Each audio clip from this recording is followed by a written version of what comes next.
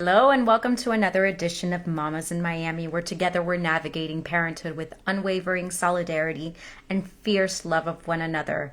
Today's Thursday, and if you haven't heard Tuesday's conversation with our friend Sofia Holtzman, I recommend that you stop at this moment, listen to part one before you engage in right now's live. You'll understand the story much better if you listen to her first part, which was her IVF journey to get here today.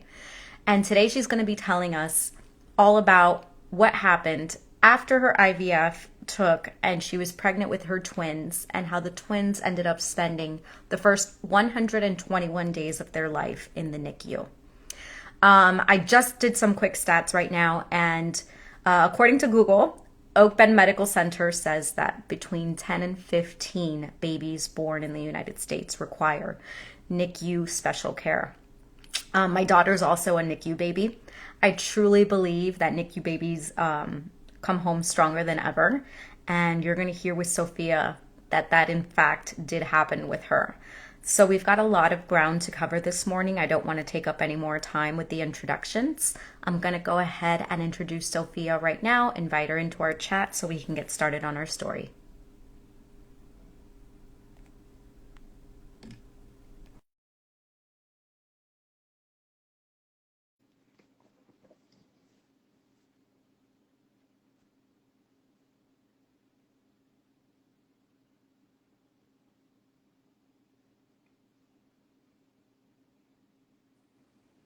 Hi. Hi. I can't hear you. Can't hear you. Can you hear Can you me? hear me? No, no. Your hair Your looks. hair looks. How about How now? about now? You're kidding. You're kidding.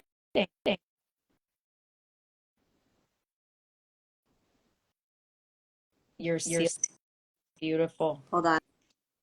Let me. Oh, Sorry, you're gonna. I hear you. Well, I had to get off my ear pods. I don't know why. No Here. worries. I can hear you great. Okay, good. Hi. Sorry for the whiplash. I didn't know Oh, if it was on silent on the. how's your day going? Because I feel like I'm on a hamster wheel. um, today it's not that bad actually. Really? So yeah, Considering how much packing you have to do. I know. I was gonna say I have to start doing that. Well, I gave everybody a warning. I gave everybody a warning to listen to part one of our conversation before Mhm. they engage in today's live, although they're welcome to join in and listen because this is completely separate from what we spoke about on Tuesday. Yeah. On Tuesday, we spoke about your journey through IVF Mhm. 11 years ago, which much has Right. changed to this day, and how you had a surprise pregnancy 8 years after the twins were I born. did. Um, let's pick up right when you found out that the IVF took with the twins. Yeah. What was that feeling like for you? Well, it was still very scary because you can't, it's like any normal pregnancy, right? You want to wait until you're out of the first trimester, but with IVF, you're at the doctor all the time. So you're monitoring this kind of almost every day. They're calling you with numbers. You still have to do the injections as if you are going through, as if you're not pregnant. And you have to do that up until 9 weeks of pregnancy that you're still seeing the IVF doctor. You cannot stop. They're like, if you stop, you could literally risk this pregnancy and you may lose the pregnancy if you stop the meds. So you see them until 9 weeks, and then that's when you transfer to your regular OB and continue the process. And you had mentioned before that this IVF trial number 3 for you, the Mm-hmm. first take. Right. And we also discussed, and a lot of people have chimed in on this since we spoke on Tuesday, the importance of acupuncture Yeah. and how much you can't stress enough how great it was for you at this point in time with trial number 3, plus the injections that you are using daily. Are you still Mm-hmm. acupuncture up to the 9 weeks as well? Yes. Yeah. It's like I said, it's as if you are going through the cycle from the start. And then at that 9 week, that's kind of okay, now it looks like this pregnancy is viable. It's moving in a positive direction. Now you can go to your OB and then stop the meds and go from there. Fantastic. Fantastic. So 9 weeks. I'm not going to say that you sighed relief because I don't think you ever sighed relief at No, that point. no. Um, you're 9 weeks, you're starting your first trimester and you felt great. Well, obviously I was sick, right? I had morning Right. sickness, but I would say probably around the 14, 15 week mark, which you're still considered, I mean, you're out of the first trimester, but if anything happens, and I didn't know this until it did happen at the 14, 15 mark, you do not go to the OB maternity ward at the hospital. You still have to go to the ER. And the reason I mention that is because at around that time, I had a massive bleeding. I was driving and I started bleeding, and I, obviously freak out. You think the worst when that happens. I had to go straight to the ER. I'm panicking, thinking that I'm miscarrying, and ultimately what they found was that I had a polyp um, in an area that could just burst for no reason.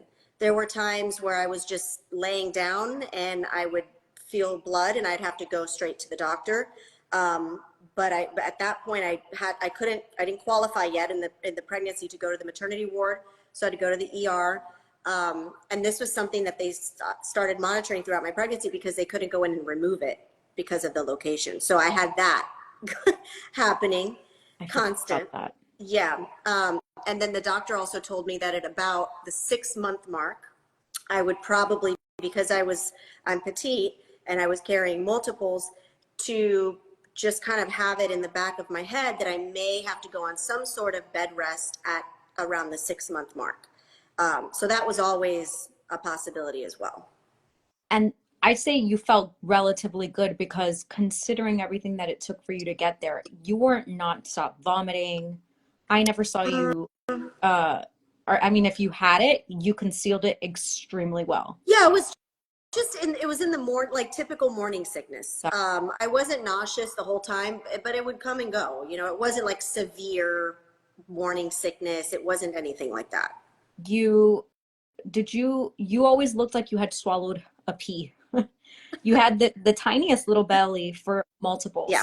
Uh, did you, we're going to get to the point where we tell everybody that you went into labor at 24, the beginning of 24 weeks. Mhm. Something I've never asked you is, did you actually ever feel the twins kicking with inside of you? Um, I think I did. I don't know. I mean, yeah, maybe. Again, it was my first pregnancy, so I thought I did, but I only gained 10 No. pounds until I had them. And considering that I had only gained 10 pounds, they were they were a normal size for the time that they were born. They weren't really, really small. So I don't know how big they would have been had I carried them to full term, but um, yeah, it was that. Walk everybody through your delivery day. I will never forget that day as long as I live. I was traveling with my husband. We spoke to your My mom. mom. We spoke to your Yeah, mom. I can't remember if it was when we landed or when we were about to take off, but I yeah. just remember you were going into the hospital when I took off, and when I landed, the twins were born, and the shock was massive. Well, I don't know that it was that fast. So, It I mean, yeah, felt like so it. yeah, right. So I had a normal my 24-week appointment that I had scheduled, and actually to kind of back up at my 20-week appointment, I had already been seeing a high risk doctor, Dr. DB Martin, who is an angel. I mean, like I cannot say enough kind things about this woman. She so I had been seeing her in addition to my OB. And at the 20-week mark, they noticed that, so my son Luke was twin A and Gabrielle was twin B. And they noticed with Luke that he had some kind of lesions in his brain. And they didn't know, they had already tested for other things. So they kind of ruled out, the main stuff. But she's like, look, it's normal. The brain is developing. This could be just fluid, but at your 24-week mark is when hopefully this is gone because the brain is a little more developed. And so I didn't tell anybody that. If I had told my mom, Cuban mom, she would have literally warped into outer space and never left me alone. So I kind of just put it in the back of my head and I'm like, okay, let's make it to the 24-week mark. That morning, and they had always said, if you bleed at all, you go to the doctor. The week of my appointment, I woke up in the middle of the night and I went to the bathroom and blood was all over the toilet. I stayed calm. I remember my back was hurting and, but Ryan was like, are you okay? I said, I'm fine. Said, do you want to go to the hospital? No, I'm okay. And that morning I had to deliver fundraising campaign checks to a county commissioner. And I didn't call my partners at the time. I'm like, look, I have to deliver these checks. I feel fine. I'm okay. She's a good friend. So I meet with her. And I'm like, after I meet with her, I have breakfast. I'm going to go straight to my appointment. I'm going to go early. Hopefully they'll see me earlier. I called Ryan. I deliver the checks. I'm on my way. And I get to the appointment and that waiting room is packed. Like, all right, still feel okay. I'm feeling fine. I'm not feeling anything at all. I go in, I tell them, look, I bled a little bit, this, that. She starts doing the ultrasound and the lady, she tells me, oh, I see some blood in there. It's no big deal. It's residue. The babies are fine. Everything's great. I'm like, oh, perfect. The Dr. Martin comes in and she asks, are you feeling okay? I'm like, yeah, I'm fine. Why? And Ryan's next to me. And so she puts the probe, like a vaginal probe in, and she immediately pulls it out. Like she didn't go in very far. And she goes, listen, I know your parents are in Tampa. You need to call them. You are 5 centimeters dilated. And Ryan is like, wait, what? And I was like, this calmness came over me because I'm like, well, if I freak out, that's not going to help anybody. So she goes, get dressed very slowly, barely move. I'm bringing a wheelchair over. Like, I don't even want you to walk over there. And I'm like, it just didn't register. I'm like, okay, like, fine. Call my mom. They immediately start coming from Tampa, rushing.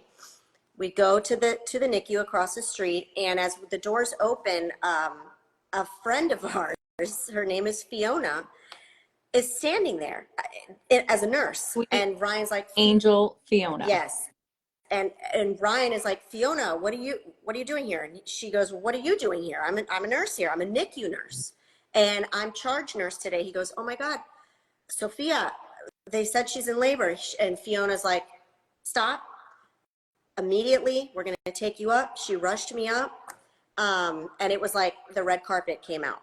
And again, I had never done any research about a NICU, oblivious to what I was even like about to encounter at all. So I go in there, they start, all over IVs, the whole thing, rushing. And I'm just like, okay, this is fine. We're fine.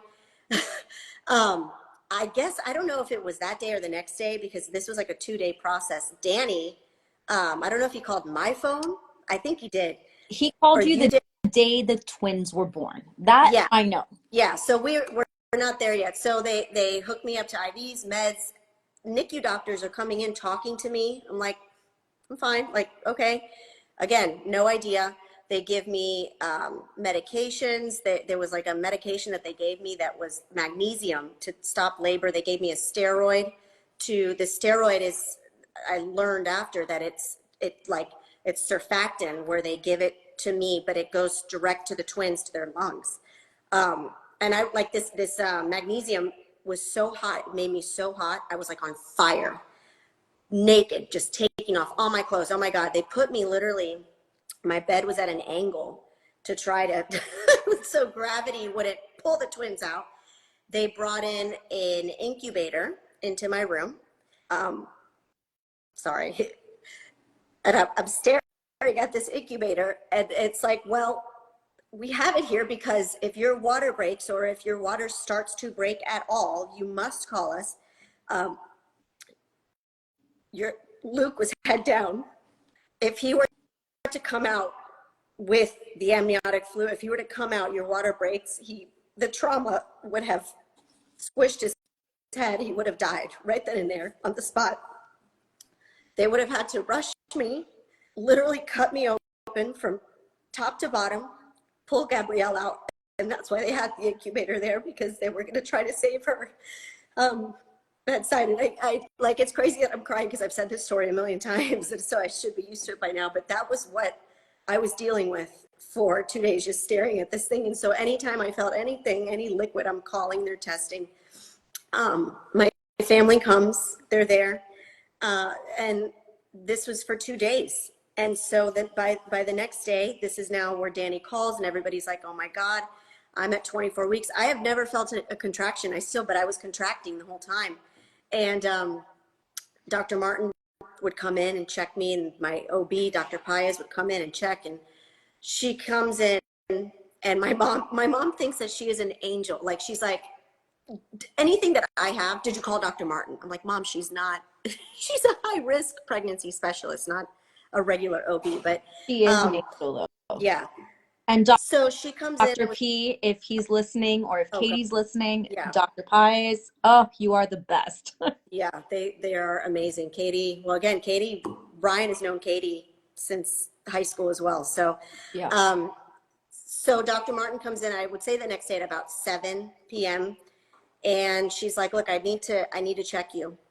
But I'm nervous to check you, just so that you know, I don't want to break your water. But I need to check you, see how much you've dilated. And at that moment, she checks me and I was 8 centimeters dilated.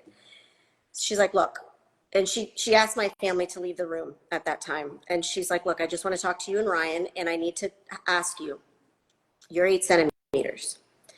Do you want to wait to see if you have these babies naturally? And waiting would mean, could be a day, could be, who knows at this point, but you're 8 centimeters. So, you know, or you have a C-section and we take them out right now. Waiting is going to be traumatic for them. We don't know what will happen. Having your C-section, obviously we know what will happen. They'll be born at 24 weeks and then it's up to God. She's very religious too. So, and it actually, this particular day happened to be Easter week. It was Holy Thursday that day. So she's very religious, and she would always say that these babies are going to be born this week and on this day, and it's special. And so I said, look, we can't wait right now. So she made me believe that I had a choice, but the truth is that as my family was outside, the team of doctors was in the hallway, and immediately they rush in, start hooking me up, rush me out, and within 30 minutes they were born. It's insane. Yeah. I think, like, Luke came out, he was, and I didn't know this until later because I read his chart later. He actually, his heart rate dropped both times, 2 times actually. They tried to intubate him several times. And just to give you an idea, a stat is, so they were born at 24 weeks. The cutoff to try to save a baby is at 22 weeks. And that cutoff, it's not just about the week that they're born, it's also on their size. And so if that tube doesn't fit in their throat, and they could be a 23-week baby, the doctor decides. The doctor will just give the baby to mom, and the baby will pass away. So they tried several times to put, and finally it went in. He was stable. Gabrielle came out, and I swear I think I heard her cry, but who knows? No, you know. knowing her now, she cried. And so when they were born, obviously they each had 2 teams dedicated to each of them. And my mom tells me that they were all waiting in the hallway, and it just took forever and forever and forever. And finally, they come out. One of them comes out, and it was Gabrielle first because she was more stable. And my mom says that it was like this huge team of doctors sprinting to the NICU. And she's like, oh my God, okay. And she's like, wait, we want to, like, can we see them? And they're pumping. They have to manually pump the heart and the oxygen. They stopped for a second. Oh, okay. And then they took her. Because Luke was he was sicker, they took much longer. And my mom tells me, she's like, I just was thinking the worst, obviously. they took forever and forever. And finally, he's coming out. And she says that they were walking at a snail's pace. And she's like, he's dead. Like they're walking slow. But it was just, they were walking slow. There was and so they're pumping and pumping and doing the whole thing. And then they'd see him and then they'd take him. They took me in once I recovered, they took me in my huge hospital bed into the NICU. I could see them. I looked at them, but it wasn't, anything too long. And then they took me, but Fiona was there the entire time. She was their nurse. She dedicated her time to them. And then she specifically picked which nurse would also take care of them when she wasn't working. And they say that the first 24 to 48 hours after a baby is born in the NICU, as a micro preemie, is kind of the honeymoon period. And then after that is when the shit really hits the fan. And that's exactly what happened. So they were okay. They did fine, but yeah. Stop right there. You forgot to mention that when they checked you, Luke's head was, you could have crushed him had he come out vaginally. Yeah, I did. I mentioned that. Yeah. So had he come out right? with my amniotic fluid before that, yeah, he would have been crushed. Exactly. And that's why they had the incubator there in my room, because they would have tried to save Gabrielle bedside. Sorry, Yeah. I must have missed that. Yeah. No matter how many times Sophia and I talk about this, it's like, it just. I know. It's crazy. They make it. They're born. Yeah. Go ahead and get into the difference between the levels of NICU, what they were in, and what both their stories, but specifically Luke. Let's talk about the next 121 days. Yeah. So there are actually 4 levels of NICU. South Miami, where they were born, has level 3 and level 2, and then level 1 is just, regular, you're fine. The only hospital that has a level 4 is Children's, Jackson. And so those are for babies that have trachs. They're just much more severe. And so they were in level 3 at South Miami. They had a twin room, so they were together. And it was like all hands on deck kind of thing. They, after the first couple of days, what they start doing is they start doing scans of their brain to check for brain bleeds. And so they'll do them at day 3 of birth, and then it's day 7. And then as things progress, then it goes to 21. And then once you're out of the woods there, then I don't remember them doing them anymore. But day 3 is the day that's like the major. It's day 3 and then day 7.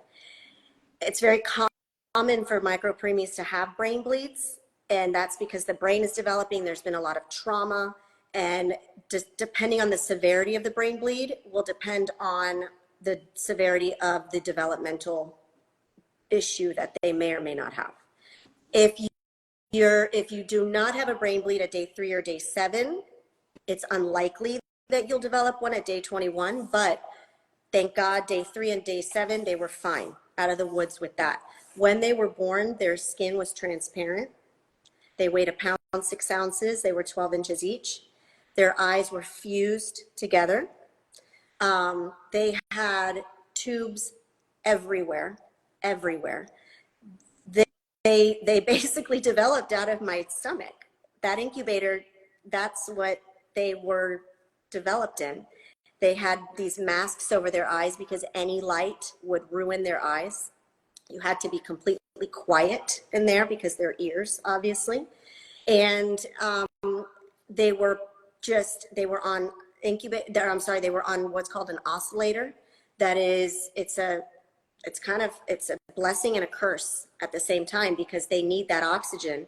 But what that oscillator does, it pumps in the oxygen so fast that their lungs are still developing. And so thank God I got that surfactant in, because it did help them.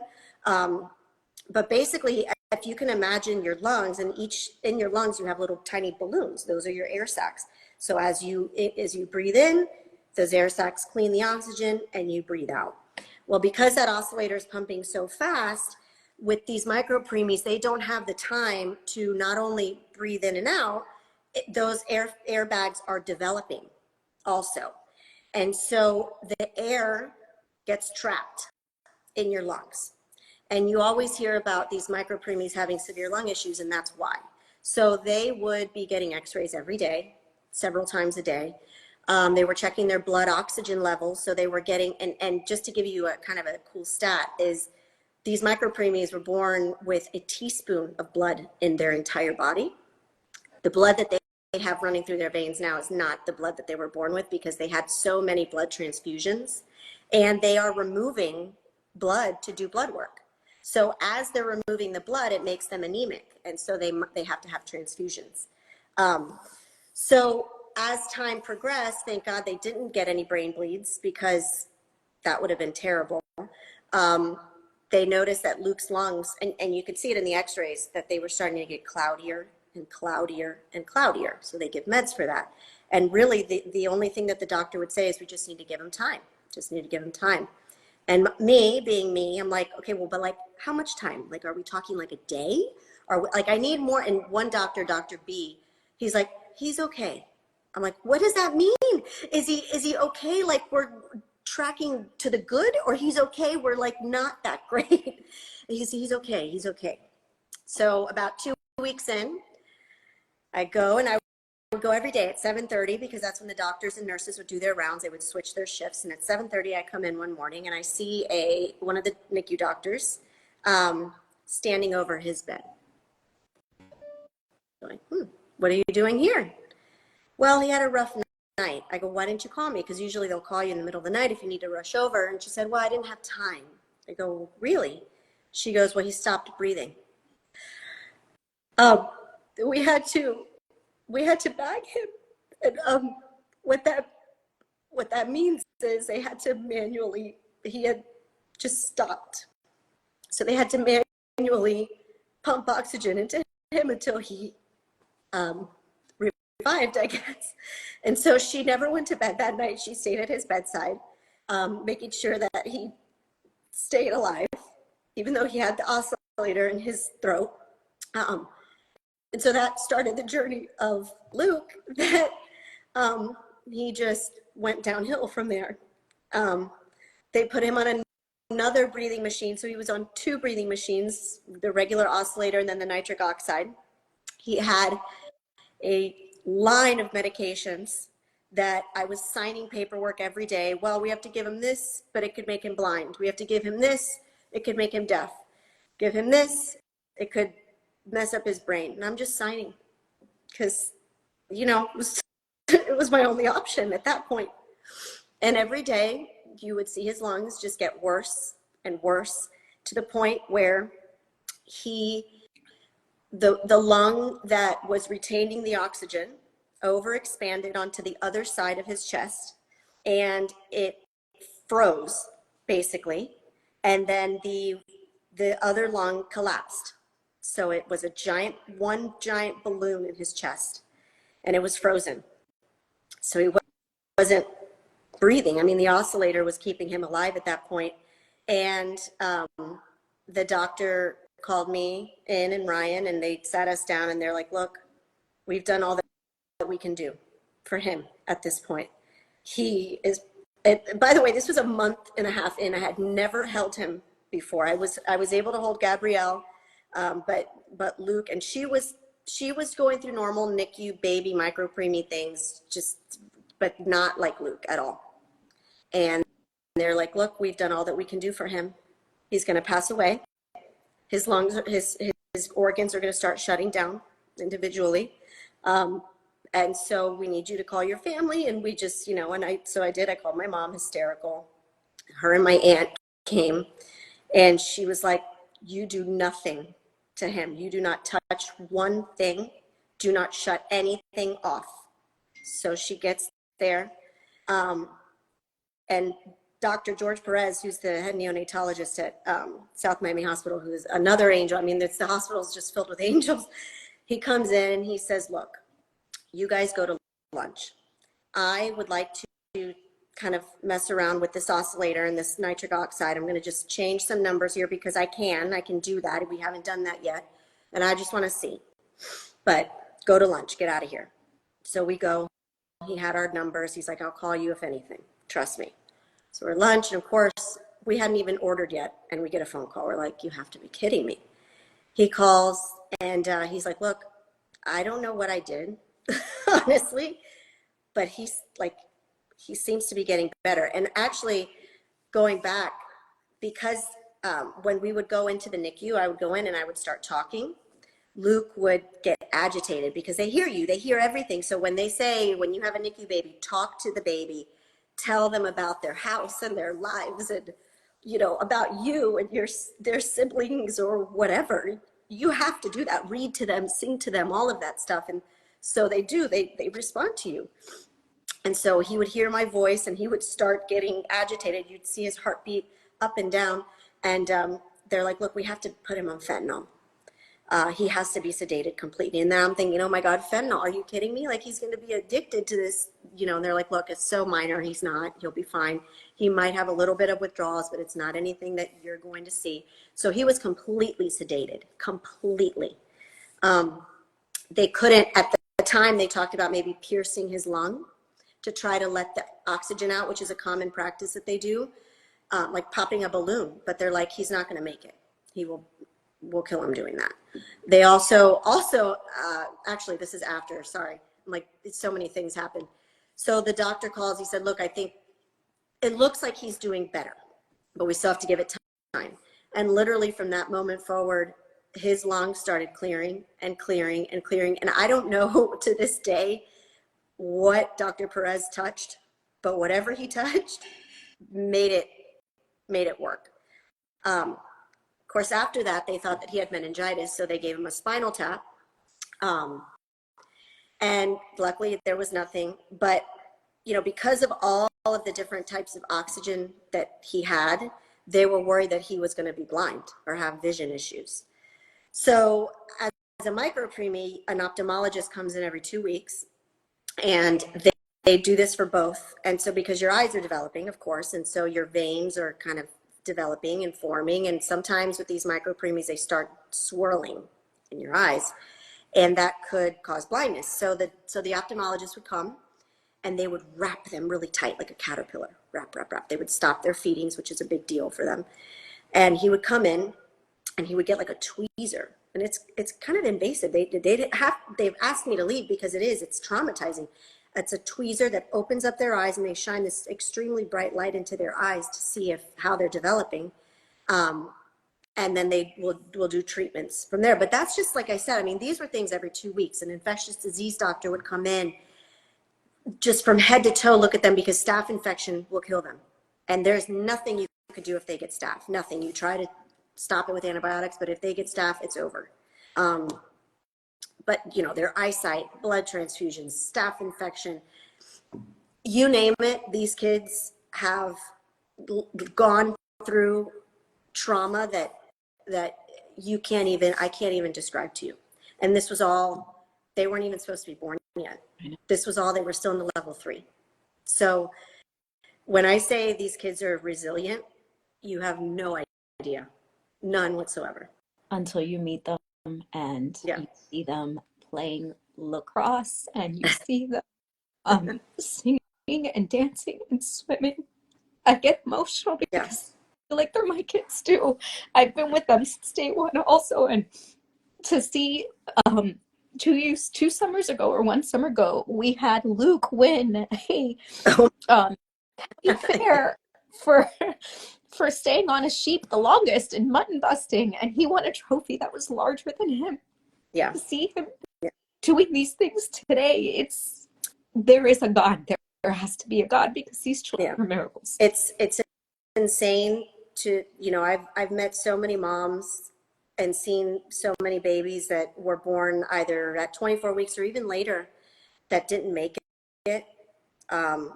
When the night that they were born, there was another set of twins that were also premature, and one of them died. I had to listen to that.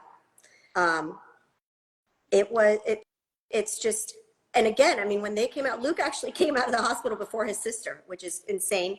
And even the doctors were just like, they would tell me later on, we don't know how he is alive, because on paper, that little boy is supposed to be dead. Yeah. On paper. And they truly, at the hospital. I mean, I've spoken at several galas. I've been the keynote. We've done videos for Baptist. We cannot thank them enough, because without them and their prayers, and by the way, Dr. Martin would come in every day without me knowing, would come in every day before her office would open and come and see the babies. And everybody there is incredible. Everyone there. And they came home and they even said, look, you're out of the woods for this. This is step one. Step two is as they grow, let's see if there's any lingering issues. And when I tell you, Christy, they don't even wear a pair of glasses. Their eyesight is perfect. They have no developmental disabilities whatsoever. They are going to be starting 6th grade now at Gulliver. They play lacrosse, Brazilian jiu-jitsu, Yep. golf. I mean, it's like Ryan and I, we say all the time, our lives would be so different if, God forbid, we could have a 24-hour nurse living with us. We could have, who knows? And we just didn't have one, we had two at the same time. Tell everybody how you told me when your third surprise pregnancy, which was natural pregnancy, pretty much perfect pregnancy, 9 months, normal delivery. He came home from the hospital and you said, I've never had a newborn at home. They came home. The twins were 4 months. They were 4 months old. They spent 121 days in the NICU. They were 4 months. They were already on a schedule. Yeah. I mean, the bright side of this whole experience was that they came home on a perfect schedule. Everything was great. When I brought Cruz home, I was like, I didn't even know. I had called you. I'm like, what do I pack for the hospital? What do they give you? Do I need to bring formula? What is going on? I had no idea. And by the way, I had my bag packed at already like the 30-week mark. I'm like, well, okay, let's just have it there just in case. But yeah, I had no clue. I was a new mother, essentially. Yeah. Bringing him home, and thank God when I was pregnant with him, I would tell him, you better get with the program, kid, because we're on a schedule over here. The twins, your brother and sister, they're all over. I'm their Uber driver. And so you better like your car seat. You better not be throwing up all the time because like, I don't have time for that. But he was such a good baby. He really was. Yeah. I love the anecdote, and I'm sure she'll get a kick out of hearing this because I'm sure she's listening right now, of how your mom got her grandma name. Oh my God. You need to tell that story. So my mom, of course, religious, and she would go to church every day, as much as she could, whether it was every week or whatever, and pray and the whole thing. And she would say, God, if you just save these babies. And people would ask her, oh, what do you want the twins to call you? And she'd be like, I don't care. As long as they come out of the hospital, they can call me whatever they want. They can, whatever. Well, Gabrielle, being Gabrielle, who's my sassy little redhead, decided that her name was going to be Kaka. And I don't know how. And we started with like abuela and the whole thing. No, Kaka. It's stuck, and that's her name. And how many is it? 5. She has 5 grandkids. It's Kaka, and my dad is Papa. So, I don't give a shit. Yeah, Literally. Exactly. So that's what it was. Gabrielle named them, and it has stuck. And yeah, but she's like, I don't care. I prayed and I told God, I don't care. They can call me whatever they want. And that was the name. There you go. A couple questions for you as we close off. Yeah. What would you tell 29-year-old Sofia, knowing what you know today? God. I don't know. After they were born, I would go to the NICU and mentor moms and stuff. And I always wanted to say, it's going to be okay. It's going to be all right. And I wasn't allowed to say that because I don't know. I wish I could have told myself that it's going to be okay. My mom was always, I believe that they were going to be fine. It's easy to say that now, but I didn't know anybody that was going through this. I had nobody, none of my friends had experienced this. And if I could go back, I would say it's going to work out. It's going to be okay. But I was the type of person that if there was a question to be asked, I had to ask it, even if I knew I was going to get a bad answer. I had to ask. And so I needed to know, I needed the brutal honesty, but I just, it was going to be okay. I needed to know that. Yeah. So. And what would you tell a family who has a child in the NICU right now? What is the best advice you can give them while they're sitting there watching their babies Yeah. better? I the one thing that I always told moms and dads, speak to them and be positive to them. Tell them that they're going to make it. Tell them about their lives, about what they can expect when they come home. Tell them about their rooms. Tell them about their family. Tell them about everything. Because they know, they can hear you. And I always felt that if a person knows that and a person hears that, whether it's a 24-week baby or a person that's dying in old age, your hearing is the last thing to go. They can hear you, and they feel the positivity. Don't cry in front of them. Don't hang over their bed and cry, because that's negative. You don't want negative energy in that room. You read to them, you speak to them as if they are a normal functioning baby, and you don't think that they hear you and you don't think that they respond to you, but I know that they do. And just walk into that room with no negativity. Whatever is going to be presented to you and to the baby, no negativity whatsoever, because they need to know that you're okay. Because that, just like when you're pregnant, they feed off of your energy. You have to give them the strength, and you have to stay healthy too, because if you are sick, you cannot step foot into that NICU. So you're not doing your baby any good by suffering and crying and being negative, because they need you there, they want you there, and they want to hear your voice, and they want to know that it's going to be okay. Sophia, thank you so much for sharing this story with everybody. No matter how many times I hear it, it always strikes a chord. And your strength and your candidness today is going to make a difference. I know it.